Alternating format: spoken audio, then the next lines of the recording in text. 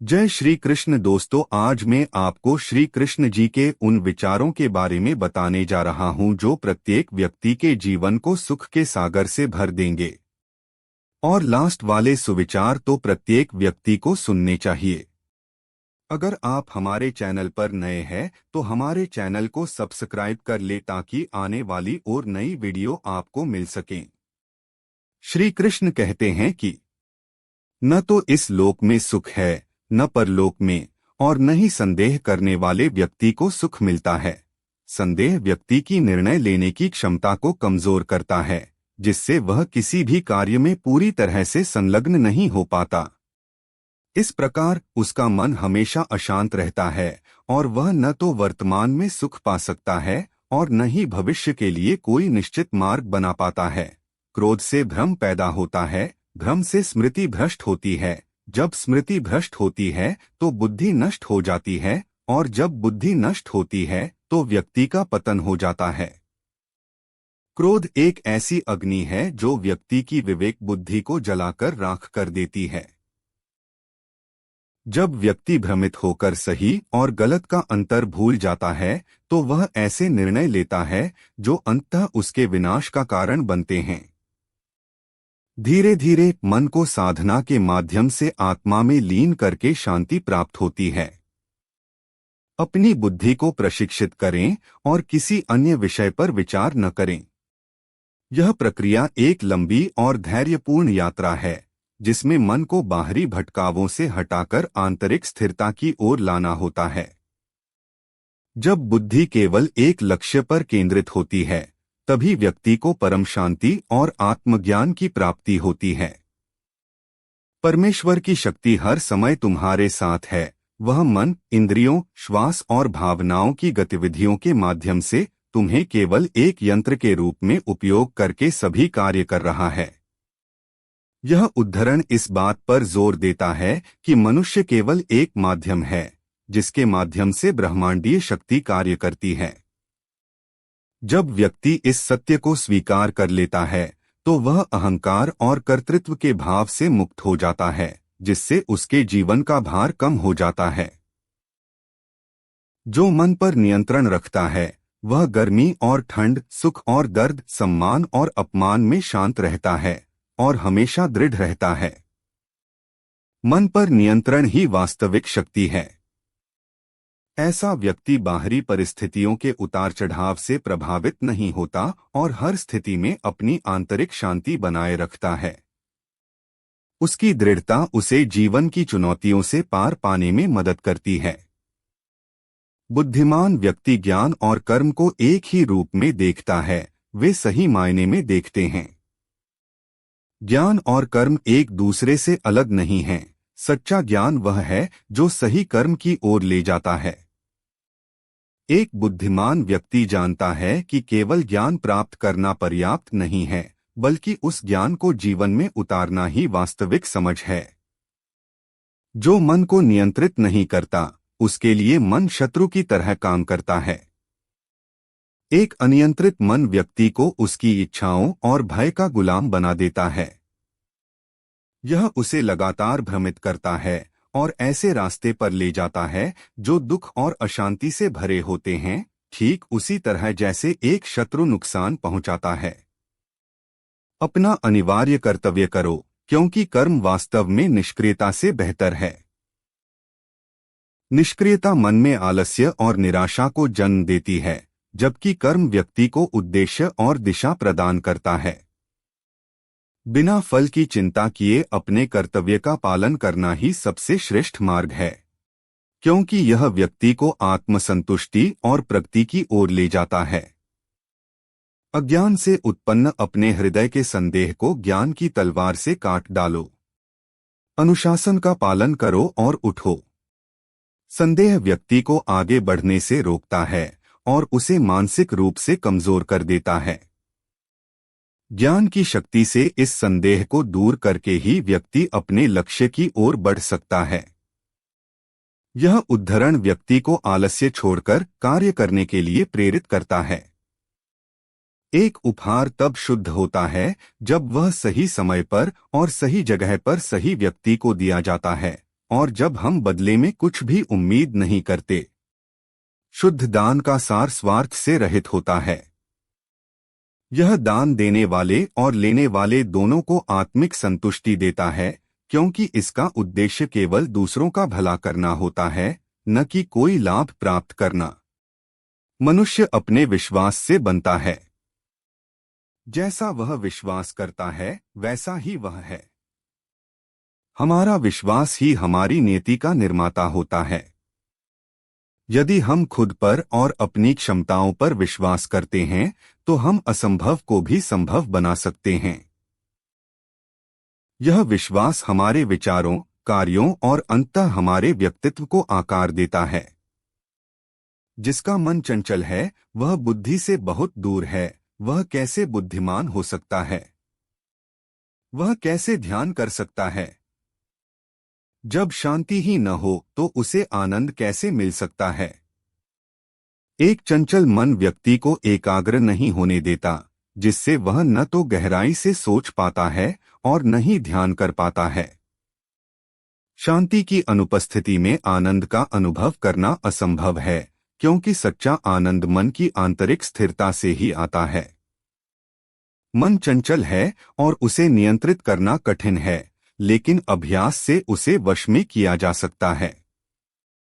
यह उद्धरण मन को नियंत्रित करने की चुनौती को स्वीकार करता है, लेकिन साथ ही उम्मीद भी देता है। लगातार अभ्यास और वैराग्य के माध्यम से मन की चंचलता को धीरे धीरे कम किया जा सकता है, ठीक उसी तरह जैसे एक जंगली घोड़े को प्रशिक्षित किया जाता है। एक व्यक्ति को तब योग स्वयं से मिलन प्राप्त होता है जब उसका पूर्णतः अनुशासित मन सभी इच्छाओं से मुक्त होकर केवल स्वयं में लीन हो जाता है। यह अवस्था परम चेतना की स्थिति है, जहां व्यक्ति का मन बाहरी दुनिया की सभी इच्छाओं और विकारों से पूरी तरह मुक्त हो जाता है। इस स्थिति में वह अपने वास्तविक स्वरूप को जान पाता है और अपने आप में ही पूर्णता का अनुभव करता है। थोड़ा थोड़ा करके, धैर्य और बार बार के प्रयास से मन आत्मा में स्थिर हो जाएगा। आत्मिक शांति एक दिन में नहीं मिलती। यह एक धीमी और निरंतर प्रक्रिया है, जिसमें धैर्य और दृढ़ता की आवश्यकता होती है। प्रत्येक छोटा प्रयास, भले ही वह कितना भी मामूली लगे, अंततः मन को परम स्थिरता की ओर ले जाता है। नरक के 3 द्वार हैं: वासना, क्रोध और लालच। ये तीनों विकार मनुष्य को सही मार्ग से भटकाते हैं और उसे आत्मपतन की ओर धकेलते हैं। वासना, क्रोध और लालच व्यक्ति की नैतिक और आध्यात्मिक प्रगति में सबसे बड़ी बाधाएं हैं, और इनसे बचना ही एक सुखी जीवन का मार्ग है। इस जीवन में कुछ भी खोया या बर्बाद नहीं होता। यह कर्म के सिद्धांत को दर्शाता है, जहां प्रत्येक कार्य का परिणाम होता है। अच्छे कर्म कभी व्यर्थ नहीं जाते और बुरे कर्मों का फल भी निश्चित होता है। जीवन में किया गया हर प्रयास, चाहे वह छोटा हो या बड़ा, कहीं न कहीं अपना प्रभाव जरूर छोड़ता है। लोग हमेशा तुम्हारे अपमान की बात करेंगे। सम्मानित व्यक्ति के लिए अपमान मृत्यु से भी बदतर है। सम्मान व्यक्ति की पहचान और अस्तित्व का एक महत्वपूर्ण हिस्सा होता है। एक सम्मानित व्यक्ति के लिए अपमान उसकी प्रतिष्ठा और गरिमा को गहरा आघात पहुंचाता है, जिससे वह जीवित रहते हुए भी एक तरह से सामाजिक मृत्यु का अनुभव करता है। अपना मन मुझ में लगाओ, मेरे प्रति समर्पित रहो, मेरी पूजा करो और मुझे प्रणाम करो, और तुम मुझ तक अवश्य पहुंचोगे। मैं तुमसे वादा करता हूं, क्योंकि तुम मुझे बहुत प्रिय हो। यह उद्धरण भक्ति योग का सार है, जो पूर्ण समर्पण के माध्यम से ईश्वर से जुड़ने का सबसे सरल मार्ग बताता है। जब भक्त पूरी तरह से ईश्वर की शरण में चला जाता है, तो ईश्वर उसे सभी दुखों से मुक्त करके मोक्ष का मार्ग दिखाते हैं। प्रबुद्ध पुरुष या स्त्री के लिए मिट्टी का ढेला, पत्थर और सोना एक समान हैं। एक प्रबुद्ध व्यक्ति भौतिक वस्तुओं के मूल्य से ऊपर उठ जाता है। वह जानता है कि ये सभी वस्तुएं नश्वर हैं और सच्चा सुख बाहरी धन में नहीं, बल्कि आंतरिक शांति में है। उसके लिए इन सभी चीजों का आध्यात्मिक महत्व एक जैसा होता है। सृष्टि केवल उस रूप का प्रक्षेपण है जो पहले से ही मौजूद है।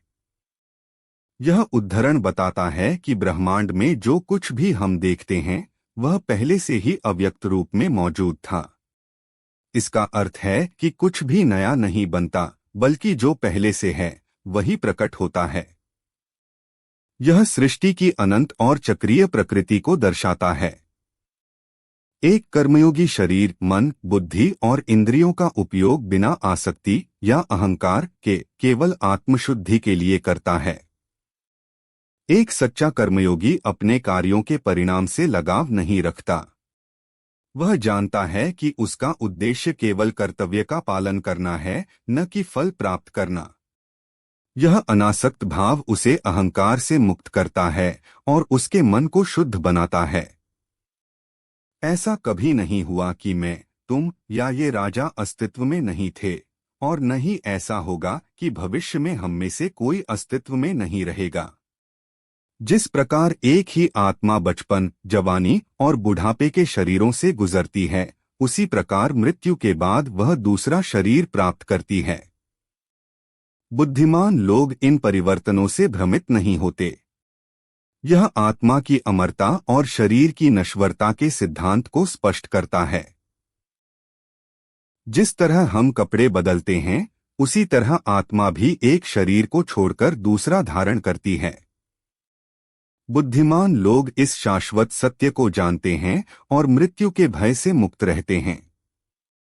कोई भी वह बन सकता है जो वह चाहता है, यदि वह लगातार विश्वास के साथ उस पर चिंतन करे।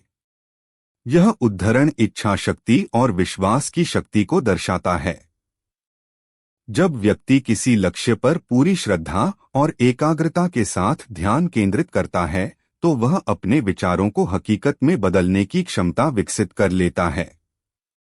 ज्ञान, ज्ञान का विषय और जानने वाला, ये तीन कारक हैं जो कर्म को प्रेरित करते हैं। इंद्रिया, कार्य और कर्ता मिलकर कर्म का त्रिगुणात्मक आधार बनाते हैं। कोई भी कर्म इन तीन तत्वों के बिना संभव नहीं है।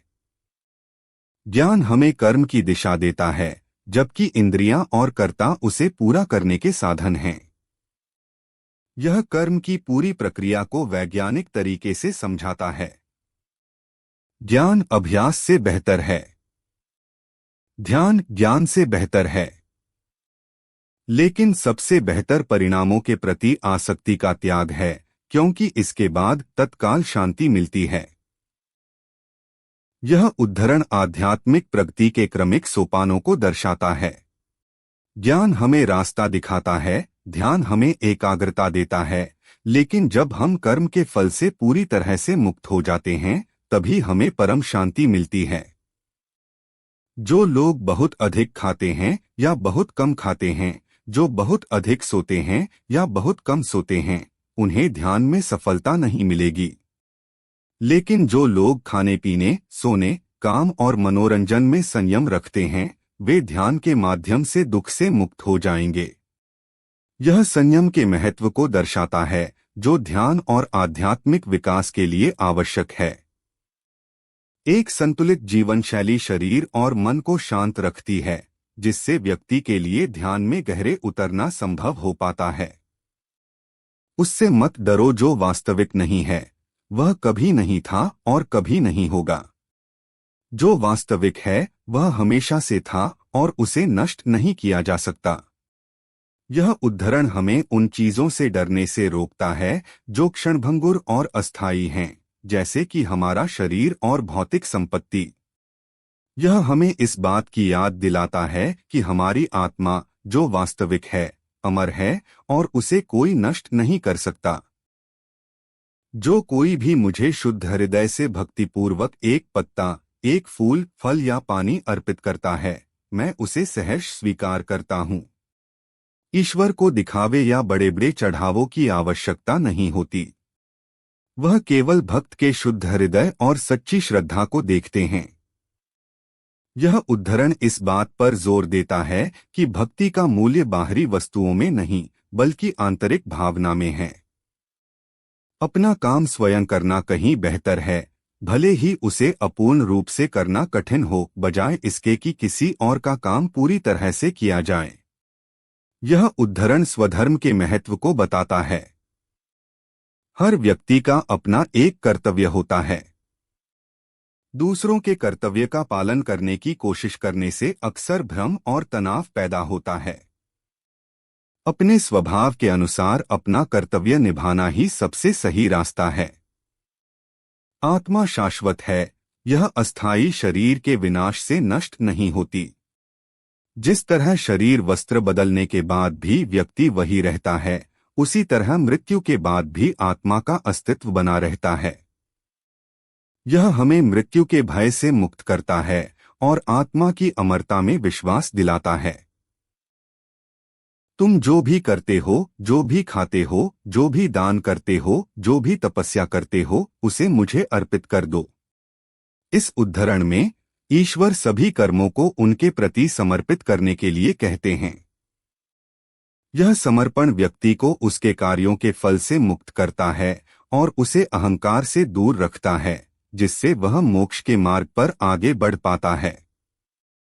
बुद्धिमान को उन अज्ञानी लोगों के मन को अस्थिर नहीं करना चाहिए जो कर्म के फल में आसक्त हैं।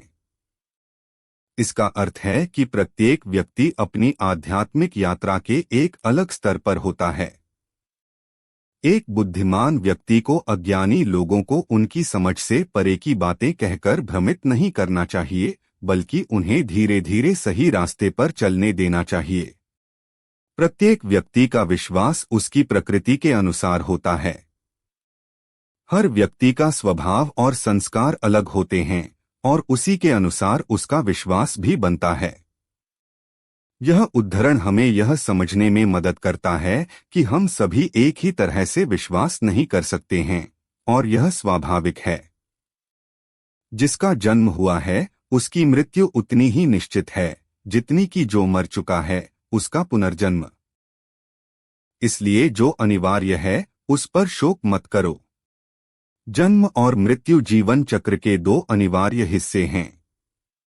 यह उद्धरण हमें इस शाश्वत सत्य को स्वीकार करने और मृत्यु पर शोक न करने की सलाह देता है, क्योंकि यह जीवन का एक स्वाभाविक अंत है और एक नई शुरुआत का द्वार है। अप्राकृतिक काम बहुत अधिक तनाव पैदा करता है। जब व्यक्ति अपने स्वभाव या प्रकृति के विरुद्ध कार्य करता है तो वह आंतरिक संघर्ष और तनाव का अनुभव करता है। अपने स्वभाव के अनुसार कार्य करना ही व्यक्ति को शांति और संतोष प्रदान करता है। सभी श्रेष्ठ कर्मों को छोड़कर केवल पूरी तरह से मेरी शरण में आ जाओ, मैं तुम्हें सभी पापों से मुक्त कर दूंगा। शोक मत करो। यह उद्धरण भक्ति मार्ग की परम अभिव्यक्ति है। जब व्यक्ति सभी नियमों और कर्तव्यों को छोड़कर पूर्ण रूप से ईश्वर की शरण में चला जाता है तो ईश्वर स्वयं उसकी सभी चिंताओं को दूर कर देते हैं। पाखंड, अहंकार, घमंड, क्रोध, कठोरता और अज्ञानता ये उन लोगों के लक्षण हैं जो राक्षसी गुणों के साथ जन्म लेते हैं।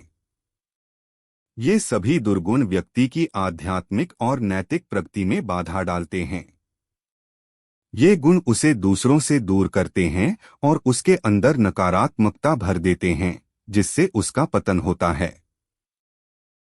अपना काम स्वयं करना अधिक अच्छा है, भले ही उसे अपूर्ण रूप से करना कठिन हो, बजाय इसके कि किसी और का काम पूरी तरह से किया जाए। यह उद्धरण एक बार फिर स्वधर्म के महत्व को दोहराता है। अपने स्वभाव के अनुसार अपना काम करना, चाहे वह कितना भी कठिन लगे, दूसरों के काम को करने से कहीं बेहतर है, क्योंकि यह व्यक्ति को आत्मसंतुष्टि और आंतरिक शांति देता है।